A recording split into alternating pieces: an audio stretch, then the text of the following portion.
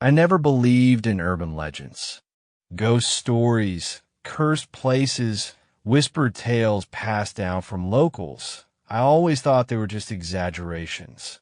Maybe a way to keep kids from sneaking out at night, or a way for small towns to cling to something that made them feel special. But that was before I crossed Ashcroft Bridge. The bridge had been there for over a century, an old steel truss construction spanning a deep river gorge just outside town. It was abandoned now, rusting and forgotten, replaced by a newer bridge a mile upstream. But people still talked about it. The stories varied. Some said it was haunted by the souls of those who had jumped to their deaths. Others claimed a school bus had once crashed off the side, and on certain nights, you could still hear the children screaming from below. Some even swore that if you stood in the center at midnight, you would hear your own voice screaming, as if something had already taken you. Ridiculous. Or so I thought. It started as a dare. Kyle, Derek, and I had been drinking in Derek's garage when the topic came up. Kyle, ever the skeptic, rolled his eyes at the idea. Come on, man. You don't actually believe that crap, do you? He scoffed. Derek grinned. People have gone missing there, you know. More than a few. People go missing everywhere. Not like this. Kyle shook his head, tipping back his beer. Fine. Let's go. Derek blinked. Wait, what? You're saying it's haunted? I'm saying it's bullshit. Only one way to settle it. I hesitated. Guys, it's past midnight. And we've been drinking. Kyle snorted.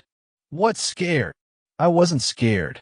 But something about the idea felt wrong. Still, peer pressure is a hell of a thing. And so, 20 minutes later, we found ourselves standing at the foot of Ashcroft Bridge. It was colder than I expected. The moment we stepped onto the bridge, I felt it, an unnatural chill that cut through my jacket. The metal beams loomed overhead, stretching into the darkness like skeletal fingers. The old wooden planks creaked beneath our feet, damp from the evening mist. Kyle led the way, flashlight in hand. Derek and I followed, our footsteps echoing in the stillness. Halfway across, Kyle stopped. All right, he said, turning to face us. We're here. Let's listen. We stood in silence. Nothing. Just the faint rustling of trees in the wind. The distant croak of frogs from the river below. Kyle smirked. Told you. Just a scream tore through the air. High-pitched. Echoing. Not from ahead. Not from behind. From below. Derek cursed, stumbling back. I grabbed the railing, my heart hammering. The scream wasn't normal. It wasn't distant. It was close, too close, as if it had come from just beneath the bridge. We stared down into the darkness. Nothing. Just the churning river far below, reflecting the pale glow of the moon. Kyle chuckled nervously. Okay, that was weird. Then from the opposite end of the bridge, we heard footsteps, slow, measured, coming toward us. I swung my flashlight in the direction of the sound.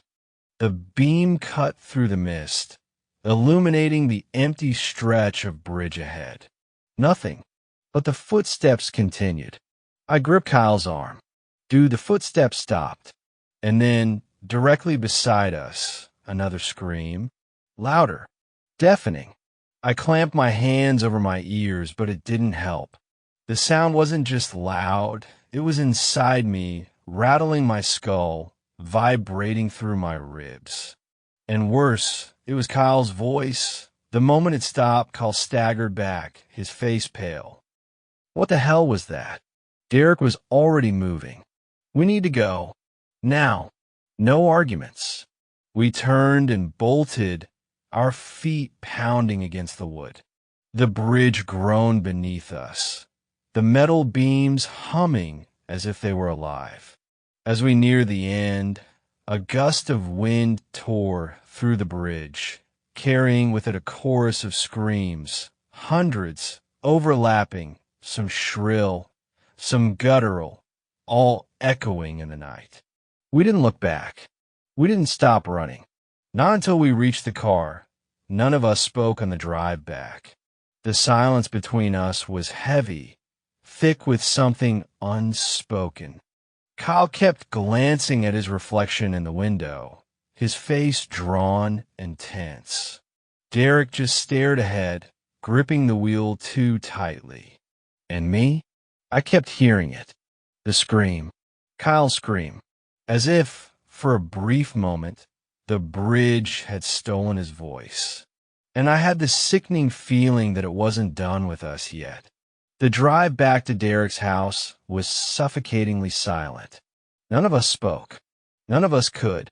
The air inside the car felt thick, almost wrong, as if something had crawled in with us, something unseen, clinging to our skin, whispering just beyond the range of hearing. Kyle sat in the front passenger seat, staring out the window. His face was unnervingly pale, his hands trembling slightly against his lap. He hadn't said a single word since we'd left the bridge. Derek was gripping the wheel so tightly his knuckles had gone white. His breathing was shallow, controlled, but I could see the tension in his jaw, the way his eyes darted toward the rearview mirror every few seconds. As for me, I still heard it. That scream, Kyle's voice, but not quite. It had echoed inside my skull like a living thing, an imprint of something that had no right to exist. And worst of all, Kyle hadn't screamed. Not with his mouth. We pulled into Derek's driveway, the crunch of gravel beneath the tires somehow too loud in the night air. Derek killed the engine, but none of us moved. Finally, I broke the silence. Kyle! He didn't respond. He just kept staring out the window, unmoving. Derek and I exchanged a glance. Then, hesitantly, Derek reached out and shook his shoulder. Kyle blinked. His eyes slowly drifted to us, like he had just realized we were there. "You okay, man?" Derek asked. For a long moment, Kyle said nothing. Then, in a voice that didn't quite sound like his own, he murmured, "I don't think that was me." Chills crawled up my spine. "What?" I whispered. Kyle turned to face us fully now, his expression strangely empty. "The scream," he said. It sounded like me, but it wasn't. It was like that something else was using my voice. No one spoke, because we had all heard it. Derek cleared his throat, forcing a laugh that came out shaky. "You just freaked out, man. That place probably has echoes or some weird acoustics." Kyle cut him off. "No." His voice was sharp, more awake now. He leaned forward, looking between us. "Did you guys hear the footsteps?" I swallowed. "Yeah. They were coming toward us," Kyle said. "We all heard them." I nodded. Derek hesitated before doing the same. Kyle's face darkened, but there was no one there. Silence. We all knew what that meant. There was something on that bridge, something that had been walking toward us. And whatever it was, it had Kyle's voice now. We didn't talk much after that. Kyle went home, still unnerved, but brushing it off the way he always did. Derek and I sat in his garage for a while, drinking in silence. We were both too shaken to bring it up again, so we just sat there, pretending everything was fine. I went home around 3 a.m. I barely slept, and when I did sleep, I dreamed of the bridge. The steel beams stretched endlessly into the darkness, twisting and bending in impossible ways. The wooden planks beneath my feet groaned and splintered, and all around me, screams. Some distant, some close, some my own, but the worst part, Somewhere in the shifting darkness, something watched me, and it was waiting. The next day, Kyle didn't come to school. At first, I didn't think much of it. Maybe he just needed to sleep off the weirdness from last night. But by lunch, I was starting to feel uneasy. I texted him. No response. I called. Straight to voicemail. I glanced at Derek across the cafeteria. He was already looking at me. He was worried too. After school, we drove to Kyle's house. His mom answered the door, looking tired. "Oh, hey, boys. Kyle's not feeling great today. Probably just a stomach bug." Derek and I exchanged a glance. "Can we see him?" I asked. She hesitated. "He's been sleeping all day. I don't want to wake him." From upstairs, a noise drifted down. A voice. Kyle's voice. Muffled. Whispering. We all turned toward the staircase. Kyle's mom sighed. "I guess he's awake." She waved us in. "Go ahead. Just don't stay too long." I hesitated before stepping inside. Something felt wrong. I followed Derek up the stairs. Kyle's room was at the end of the hall, the door slightly ajar. The whispering continued. But as we got closer, I realized Kyle wasn't talking to himself. He was answering. Derek knocked once, then pushed the door open. Kyle sat on his bed, facing the window. He didn't turn to look at us. The whispering stopped. For a moment, none of us spoke. Then Derek forced a laugh. "Dude, you good? You didn't show up today." Kyle was still. Too still. Finally, he said, "I didn't feel like going." His voice was flat, off, like he was forcing the words out. Derek frowned. "What were you talking about just now?" Kyle finally turned his head toward us, and my stomach dropped. His eyes, something was wrong with his eyes. They were bloodshot, dark circles beneath them, as if he hadn't slept. But that wasn't the worst part. It was the way he looked at us. Not like Kyle, like something wearing his skin. A slow, creeping grin spread across his face. His lips moved, and then, in a voice that wasn't his, he whispered, "I wasn't talking." A chill ran through me. Derek swallowed. "Dude, cut out." Kyle cocked his head. "Did you hear them?"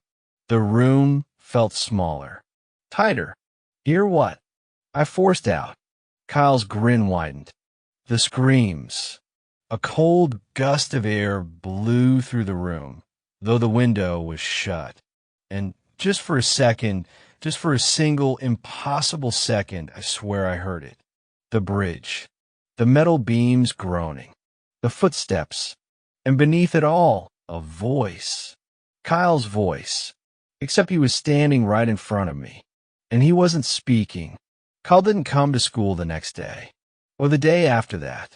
By Friday, Derek and I knew something was seriously wrong. His mom kept saying he was just sick, but she sounded unsure, like she was trying to convince herself. And then, late that night, I got a text from Kyle. "Kyle, come over. Now." No context. No explanation. I stared at the message, my pulse quickening. Something about it felt off. I tried calling him, but it went straight to voicemail. I texted Derek. "Me? Did Kyle text you?" Derek, "No." "Why?" "Me. He just told me to come over." Derek's response was immediate. "Derek, don't go alone." I was already grabbing my keys. Derek met me at the corner of Kyle Street. His face was tense, mirroring my own unease. We walked up to Kyle's house together. All the lights were off, except for his room. A single glow flickered from behind the curtains. Something in my stomach twisted. Derek knocked. No answer. He knocked again, harder. "Kyle." Silence. Then, after a long pause, we heard the lock click. The door swung open by itself. The house was silent. Too silent. The kind of silence that presses against your ears, making you hyper-aware of every breath, every heartbeat. We stepped inside cautiously. "Kyle!" Derek called. No answer. I reached for my phone, turning on the flashlight. The beam cut through the darkness, casting long, warped shadows on the walls. Something about the air felt wrong. Thick, heavy, like a weight pressing down on my chest. A sudden thump came from upstairs. We froze. Then footsteps. Slow, deliberate. They weren't coming toward us. They were pacing. Derek gave me a look.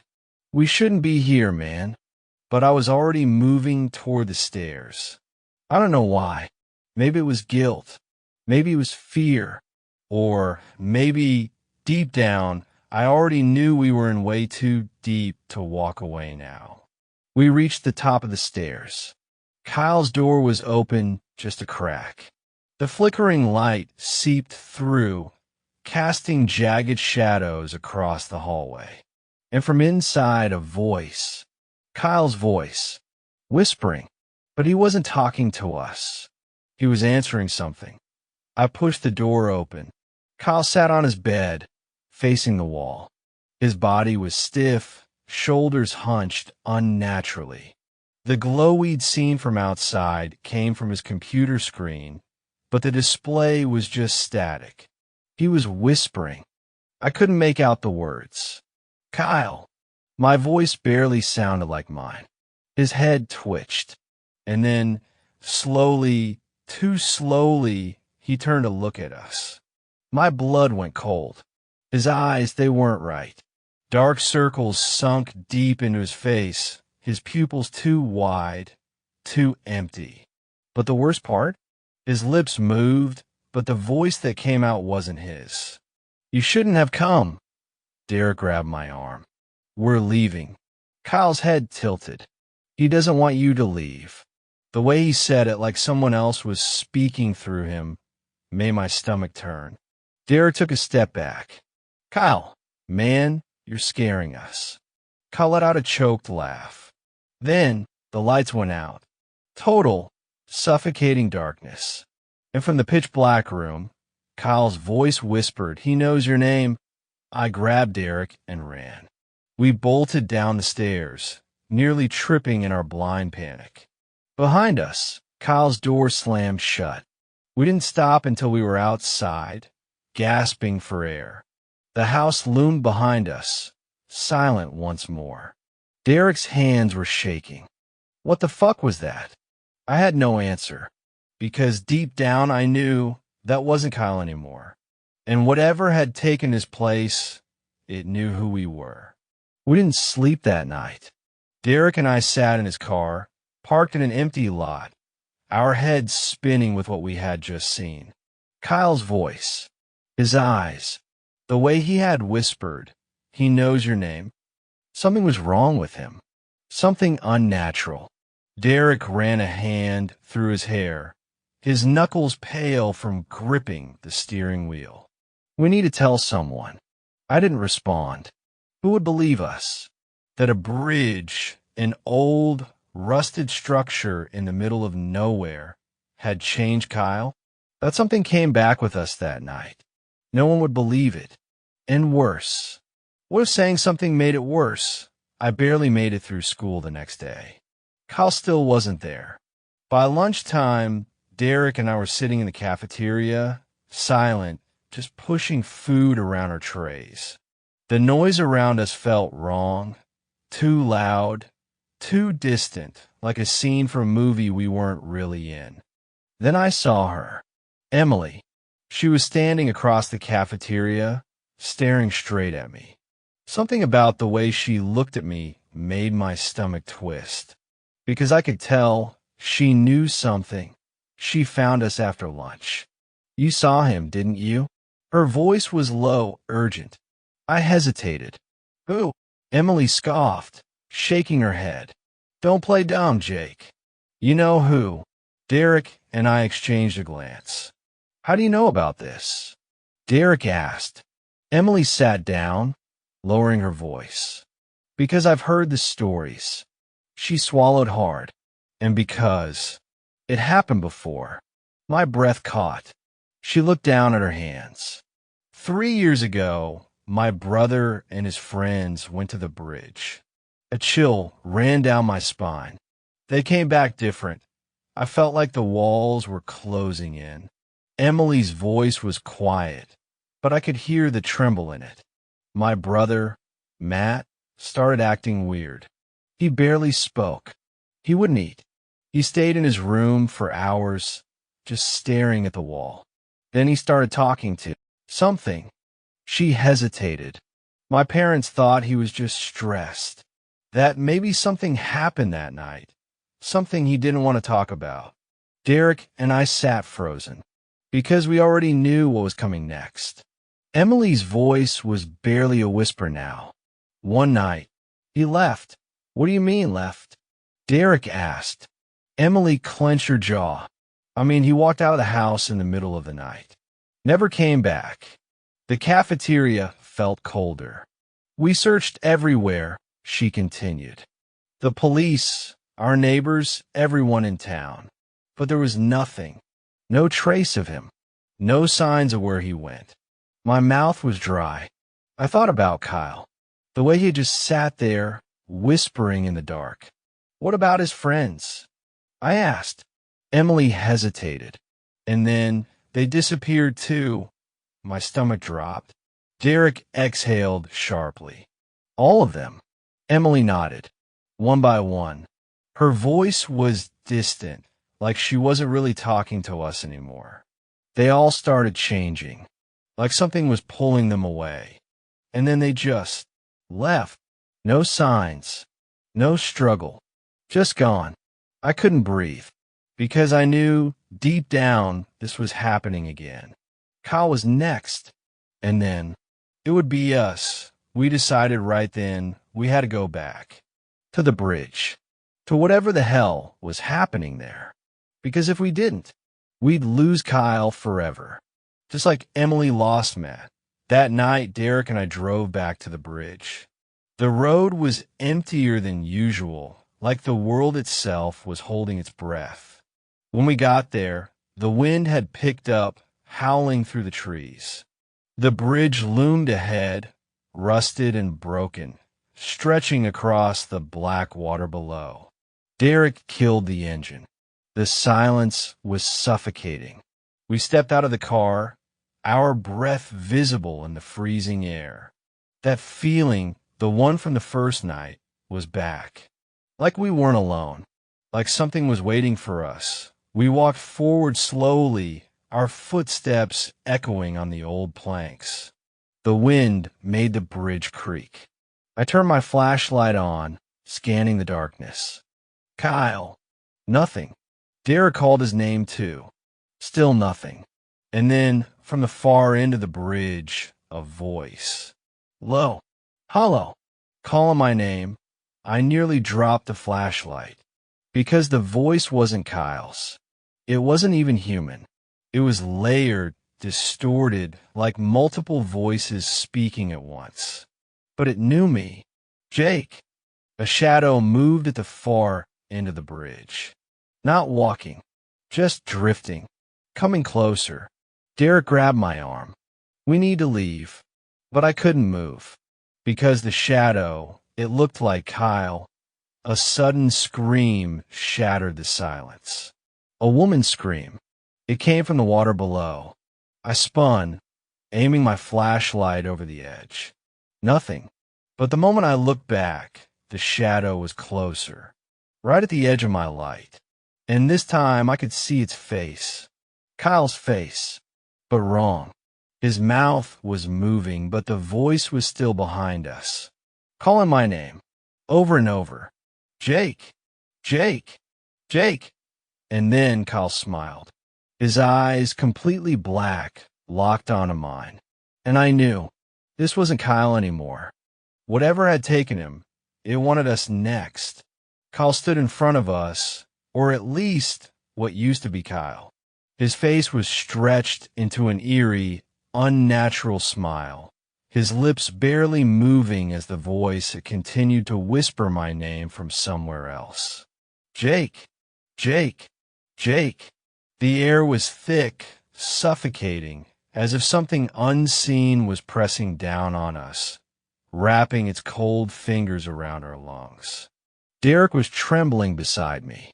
"We have to go," he muttered, voice barely audible over the howling wind. But my feet wouldn't move. Kyle, or the thing wearing Kyle's face, was staring directly at me. His blackened eyes were wide, unblinking, hungry. I forced myself to swallow. "Kyle," I whispered, "if you can hear me, please, we can help you. Just come with us." For a split second, something flickered behind his expression. A twitch, a hesitation, but then the whispering stopped. Silence crashed around us. And then the thing that looked like Kyle lunged. Derek yanked me backward as Kyle's body slammed into us. We hit the wooden planks hard, the flashlight tumbling out of my grip, rolling toward the edge of the bridge. Kyle's hands weren't hands anymore. They were claw-like, his fingers elongated, digging into my arms with a force that sent sharp pain shooting through me. I screamed, struggling beneath him, but he was too strong. His face was inches from mine now, and up close, I could see something moving beneath his skin, like something inside him was shifting, trying to push its way out. "You came back," he rasped. I gasped for breath. "Kyle, please. You shouldn't have come back." His fingers pressed harder into my skin. "Now I want you too."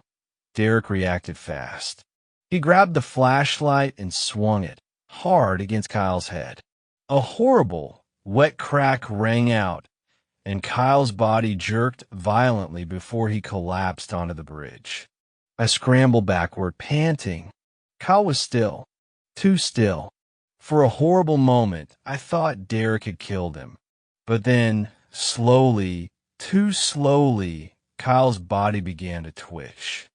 And then he started laughing. Softly at first, then louder and louder, until it wasn't a laugh at all. It was a scream. The bridge shook beneath us. Wind roared through the night. And from below, the screams began, echoing up from the blackness beneath the bridge. Wailing, shrieking, sobbing voices. Hundreds of them. Derek was already pulling me up, dragging me toward the car. "Move! Move!" I stumbled forward, but something grabbed my ankle. I barely had time to react before I was yanked backward toward the edge of the bridge. Hands. Not Kyle's. Not Derek's. Other hands. Cold, skeletal, clawing at my legs, trying to pull me down. I kicked, thrashed, screamed. Derek grabbed my arm. "Jake." The hands tightened. They were dragging me over the edge. And then Kyle spoke again. "It doesn't let go." Derek's grip was slipping. The hands were stronger. So many hands. They were pulling me into the darkness below, where the water wasn't water at all, but a black, swirling void of shapes and shadows. I saw faces down there. Faces of people. Mouths wide open in endless, soundless screams. And suddenly I knew they were the ones who had vanished. Emily's brother, his friends, and soon me. "Help me," I screamed. Derek gritted his teeth, planting his feet. "I'm not letting go." I felt my shoe slip off, my leg sinking into the void below. And then a horn. Loud, blindingly loud. The sound of a truck. Its headlights flashed across the bridge. And just like that, the hands disappeared. I collapsed onto the bridge, gasping. Derek fell beside me, his face pale. The headlights grew closer.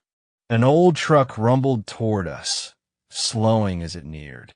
A man leaned out of the window, his face shadowed by the dark. "You boys all right?" I couldn't even answer. But Derek could. "Drive," he gasped. "Get us the hell out of here." The man frowned, But after one long look at our faces, he nodded. Get in. We didn't look back, didn't speak, didn't breathe until we were miles away from that cursed bridge. When we finally reached town, Derek and I stumbled out of the truck, still shaking. Whatever happened to you boys back there, the driver muttered, you best stay away from that place. Then he drove off, disappearing into the night. I turned to Derek. His face was pale. What about Kyle? I whispered. Derek's hands curled into fists. He shook his head, and I knew. Kyle was gone. We never spoke about the bridge again. We never went back. But sometimes at night, I still hear the screams, echoing in the distance, growing closer, because the bridge, it never lets go, and I know one day it will come back for me too.